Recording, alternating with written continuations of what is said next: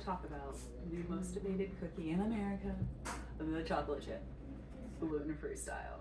This is gonna be the cookie for you if you like lots of chunky chocolate and buttery, crunchy kind of cookie. If you love shortbread and you love chocolate, this is like a marriage made in heaven. This is probably my husband's favorite gluten-free cookie that I've made him. He's been gluten-free for 8 years. He's actually the reason I went gluten-free. I found this from Loopy Whisk. I'm gonna put a link to the website of the recipe that I base this off of. The notes I'm referring to here, so that you can know. Now, I'm gonna tell you guys, I like my chocolate chip cookies a little more chewy than this recipe. But I'm sharing this because this came out so well for my husband. Loved it. Let's get started. When you're making a cookie recipe, you always gotta start off with creaming your butter and your sugars. This recipe is a little picky. She goes off weights and the scale. You can do this, but she also gives like the measurements of how to do, like if you're not using a scale. But if you have a kitchen scale, it's easier than you think to use it, because do you guys know with flour, it settles down, right? So when you're measuring flour, you're supposed to take it out, scoop it, and put it in your measuring cup, because otherwise you get too much flour and it makes your recipe off. But when you're weighing, you get exactly the right amount every time. And it's really easy. You just take off a little bit if it's too much. I was very intimidated by using a scale at first, but once I got the hang of it, way easier. This recipe, you're just gonna cream your butter and brown sugar and vanilla in your mixer. You can do it by hand, but it's much harder. You can use an electric whisk, but again, it's much harder. Fluffy, you need a fluffy mixture here. That's key to getting the right texture with these cookies. Next, you're gonna add in your egg and beat it till fully incorporated. Again, room temperature is best. And my favorite tip to always share is you just put that egg in warm water right when you're starting to prep all your stuff and let it sit on the counter about 5 minutes. By the time you're ready for it, it's pretty much ready to go. Now this recipe actually calls for an egg and a yolk. That extra yolk makes it more rich and more creamy. The recipe also calls for vanilla bean. I personally do not notice a difference, even with high quality vanilla bean. So I feel like this is not the best place for vanilla bean, because it has this rich chocolate flavor and the butter flavor and salt. But if you want, you can do that for like the full experience. If you're doing vanilla bean, you'd put it in now. If you're gonna do about a teaspoon of vanilla, you're gonna put that in at the very end. So you're gonna mix that all up really well. Your dry ingredients, you're gonna take your flour. Now again, I really like Pamela's bread flour. I don't know why that one works well for me, but whatever gluten-free 1-for-1 flour you use, you're gonna need xanthan gum if it doesn't already have flour in it. Put in about a half a teaspoon of xanthan gum if your mixture doesn't already have it in there.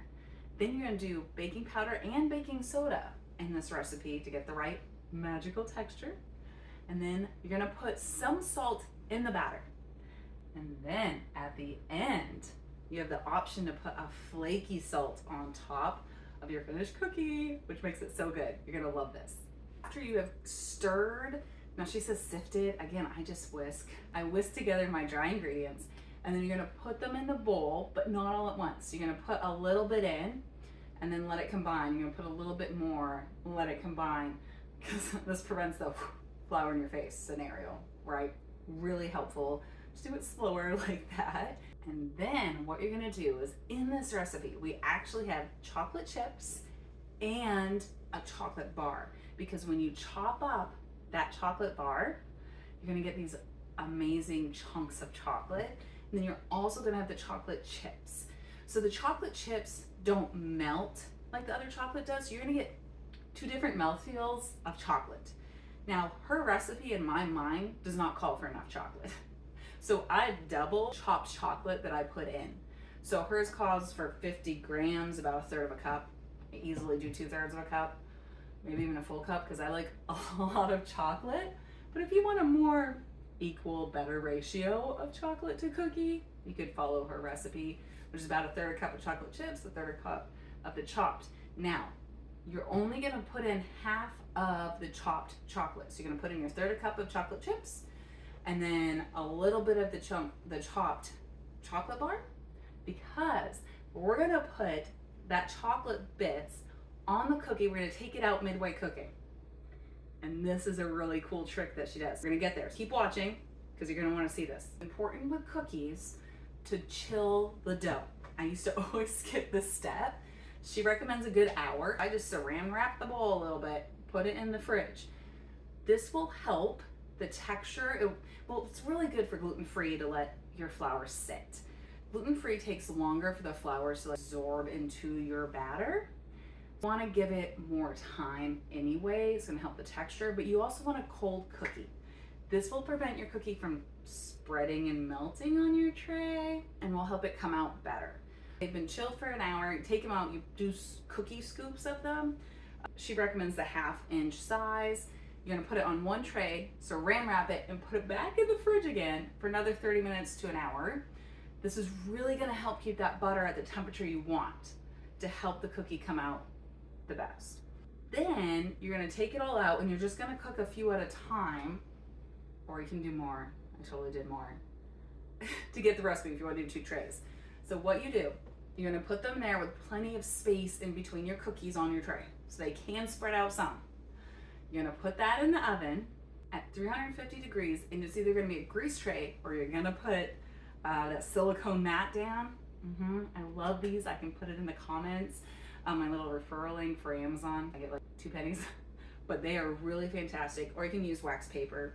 Game changer. I only cook with these pretty much now.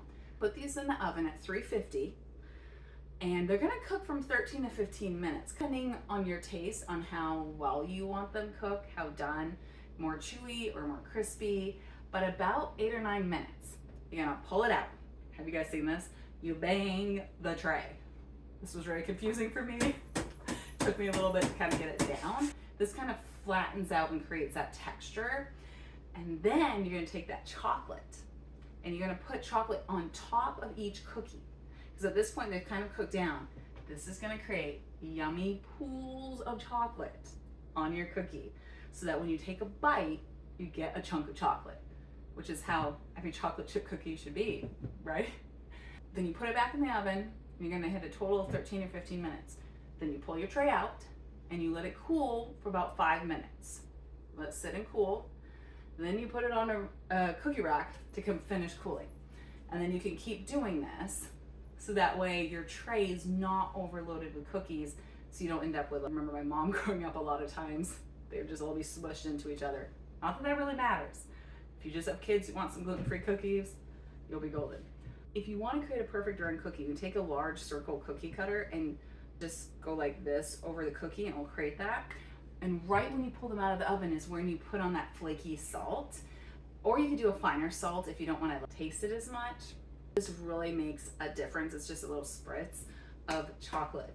And these cookies came out so good. So I brought them home. I made these at my mom's house over Thanksgiving. So I brought them home for my husband, and he was like, that's good. Which for him is a lot. That's how he does things.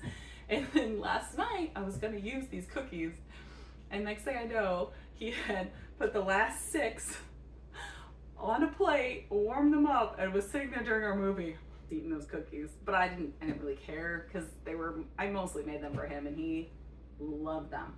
If you or someone else in your life loves a buttery chocolate chip cookie, this is gonna be fantastic. There's a lot of little skills in here, little tricks. Do the ones that you can, don't over worry about it. In the end, you're gonna have a cookie. And no one's sad when they have a cookie.